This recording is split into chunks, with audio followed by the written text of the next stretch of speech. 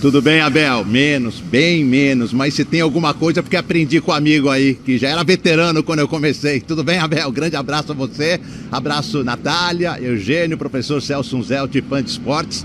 CT da Barra Funda, quinto treinamento do Dorival Júnior neste recesso do Campeonato Brasileiro.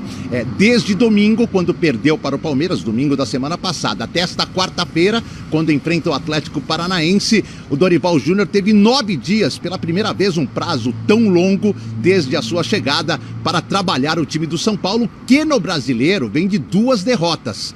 Vamos lembrar que o São Paulo era terceiro colocado antes da penúltima rodada, foi enfrentar o Grêmio em Porto Alegre, perdeu por 2-1 de virada e depois perdeu para o Palmeiras, despencou para a 8ª colocação. No meio destas 2 derrotas, teve uma vitória contra o Tolima pela Copa Sul-Americana por 5-0, que garantiu a classificação. Então o Dorival aproveitou bem esses dias, conseguiu descansar a equipe nas dois primeiros dias da folga, segunda e terça da semana que vem, e deu mais um descanso ontem. E de quarta até sábado, e de hoje até amanhã, ele terá 6 treinamentos para preparar o time, para mexer na equipe, para tentar implantar alguma coisa que por falta de tempo ele não conseguiu desde a sua chegada.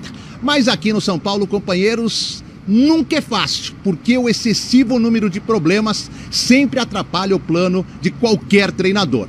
Então vamos lá, para o jogo desta quarta-feira, nas minhas contas, são 14 ausências. E tem de tudo, viu, Abel? Tem ausência por convocação. O Arboleda joga na terça-feira com a seleção do Equador contra a Costa Rica, às 21 horas. 24 horas depois, ele não tem condições de estar no Morumbi à disposição para o jogo contra o Atlético. Ele já jogou, entrou no primeiro tempo no amistoso contra a Bolívia no final de semana.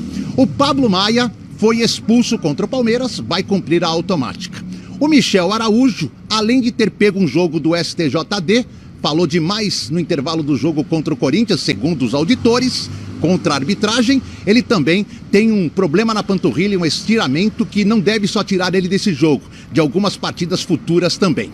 Além disso, o Pato está readquirindo a forma física, ainda não tem data de estreia. Erisson readquirindo forma física, também sem data de retorno, não joga mais de 2 meses. Felipe Alves e Orejuela estão encostados aqui, treinam, mas não são aproveitados. Ferrarese e Galopo estão no departamento médico e existe uma leva de jogadores que estão fazendo a chamada transição, sem data para retorno. Entre eles, o Igor Vinícius, o Wellington, o Thales Costa, o Jandrei, estão todos esses jogadores aí em recuperação. Dá um total de 14 atletas sem condições de jogo contra o Atlético Paranaense. Para um elenco que não é tão numeroso, perder 14 atletas é sempre muito complicado, mas é uma rotina que o São Paulo tem vivido, Abel. Não vou nem tentar arriscar aqui um time, mas para substituir o Arboleda, Diego Costa e Alan Franco são as opções. No meio de campo, Marcos Paulo, Wellington, Rato e até Luan brigam por uma posição. São as principais dúvidas do treinador para esse jogo contra o Furacão. Fora aqui do CT, ou fora das 4 linhas dos campos do CT, tem o problema do atraso dos direitos de imagem. Ontem o presidente Júlio Casares deu uma entrevista à CNN e confirmou o mesmo que havia dito a nós na semana passada. Não são 3 meses de atraso, mas em alguns jogadores, em alguns casos, pode chegar a 2. O São Paulo reservou parte da renda contra o Palmeiras e contra o Tolima e vai reservar outra parte da renda contra o Palmeiras pela Copa do Brasil para tentar colocar os direitos de imagem totalmente em condição dos jogadores não reclamarem. Disse mais, que isso é um acordo com os atletas e não acredita que isso interfira no rendimento da equipe dentro de campo, Abel.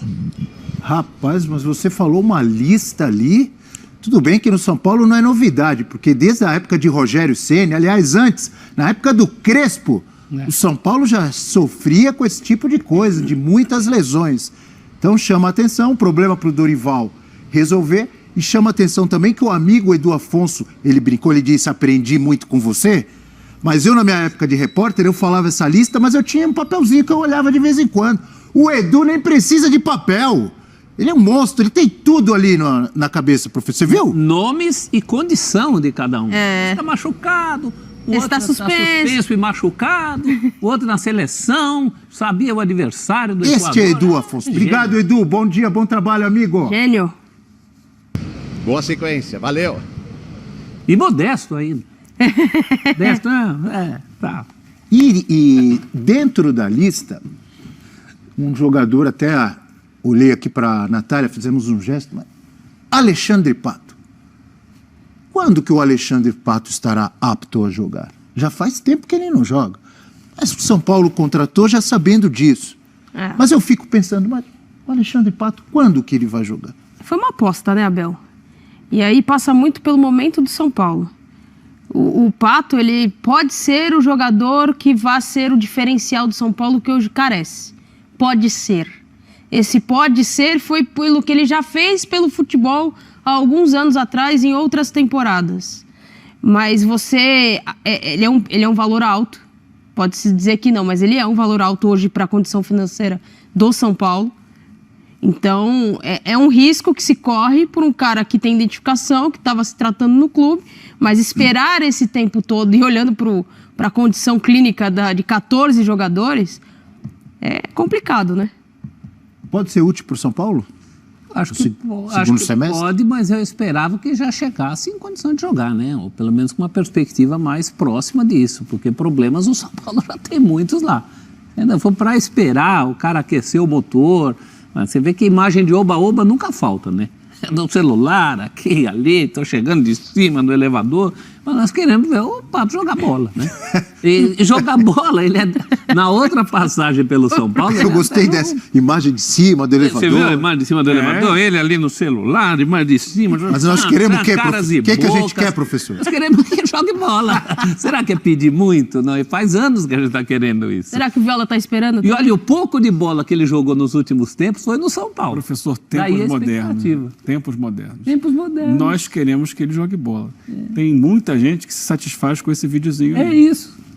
Muita cara e boca, né? Mas estamos falando do São Paulo Futebol Clube. Não tem ninguém que se satisfaz com esse videozinho, tem? Abel. Você vai nas redes sociais, é tudo videozinho. Faz um videozinho bonito, tá valendo. Jogar bola.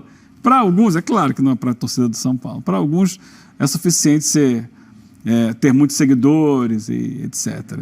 Que coisa. Influenciar digitalmente. Que fase.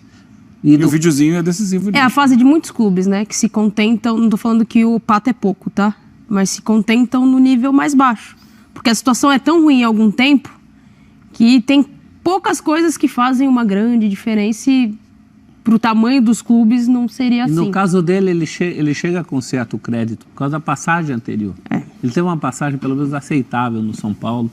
Quase 10 anos, mas tudo. Você falar os clubes para os quais... Quase 10 anos. Eugênio. Os clubes para os quais ele podia voltar é o São Paulo. Corinthians. O Corinthians não volta nem na esquina.